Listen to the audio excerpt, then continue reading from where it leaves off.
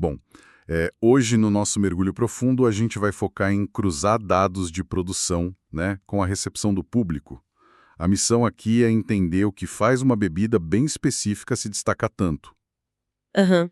E qual é o alvo da nossa análise hoje? A gente vai dissecar a ficha técnica de uma cerveja chamada Jodelhilvaka, lá da cervejaria Freak Folk Beer. Os dados apontam, assim, para uma Imperial ou Double New England Hazy IPA, batendo aí a casa dos 8,3% de álcool. E, olha, um detalhe que já salta aos olhos direto é que o IBU nem sequer está listado no documento. Ah, mas isso faz bastante sentido dentro da proposta desse estilo, sabe? A ideia principal de uma hazy, na real, não é ficar exibindo aquele amargor agressivo. Certo. O foco é, maximizar a textura e toda aquela entrega aromática do lúpulo. Exato, exato.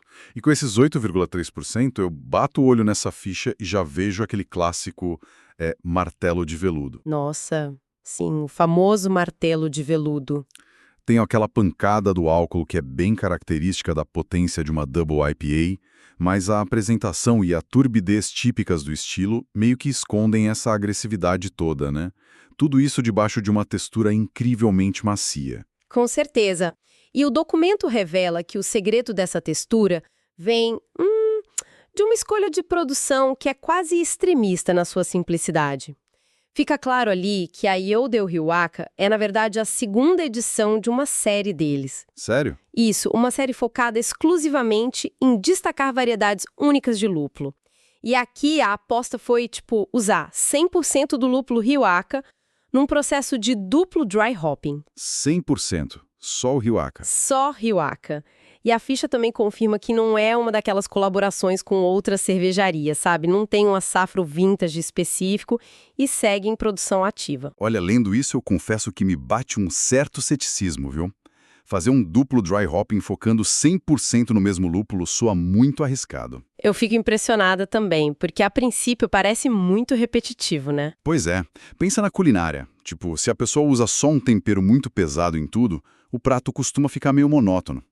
Numa Double IPA de respeito, jogar todas as fichas só no Riwaka não corre o risco de criar uma bebida, sei lá, de uma nota só? Aí que tá, essa é a dúvida central quando a gente analisa receitas muito focadas em um único ingrediente. A lógica de que faltaria complexidade faria todo sentido se fosse aquela adição tradicional durante a fervura da cerveja. Aquela para extrair o amargor, né? Exatamente, onde o objetivo é amargor puro e simples. Mas, com o duplo dry hopping, a dinâmica muda completamente.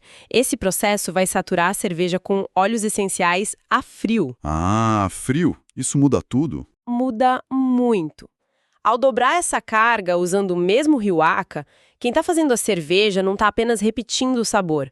A técnica consegue extrair frações diferentes, aquelas frações mais voláteis desses óleos, em etapas bem distintas. Fazendo uma analogia, vamos pensar nisso como um estúdio de gravação. O cervejeiro aqui é como um músico sozinho num estúdio com um gravador de múltiplas faixas, certo? Perfeito, não precisa trazer uma banda inteira para o estúdio.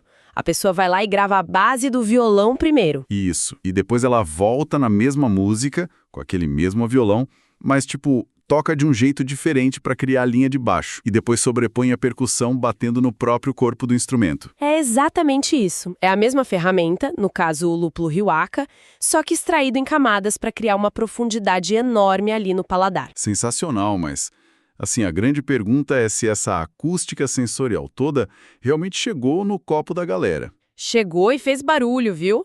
A prova estatística do sucesso está justamente nos dados de recepção. A ficha registra uma nota altíssima, cravando ali 4,52. Uau! 4,52? Sim, e bom, no universo das cervejas artesanais, cruzar essa linha do 4,5 é uma coisa raríssima. Indica um padrão de excelência altíssimo mesmo. E o que derruba de vez aquela minha tese de ser uma bebida monótona é o tamanho dessa amostragem, né? A gente não está falando de meia dúzia de avaliações. Com certeza não. Pelos dados aqui, são 352 avaliações diretas, com 415 registros totais e 379 check-ins únicos. Uma nota dessa magnitude, com centenas de paladares diferentes validando a experiência, Mostra que extrair o máximo de um único lúpulo entrega, assim, toda a complexidade. E é o que a galera espera de uma haze de peso, sabe? O volume de registros recentes também prova que o interesse da comunidade se mantém vivo. É verdade. O que a Frick Folk Beer provou foi que essa combinação, de foco absoluto no ingrediente puro, aliado a um processo de extração super preciso como o duplo dry hopping, simplesmente elimina a necessidade de fazer aquela salada de lúpulos para atingir a excelência. É um baita de um case de sucesso.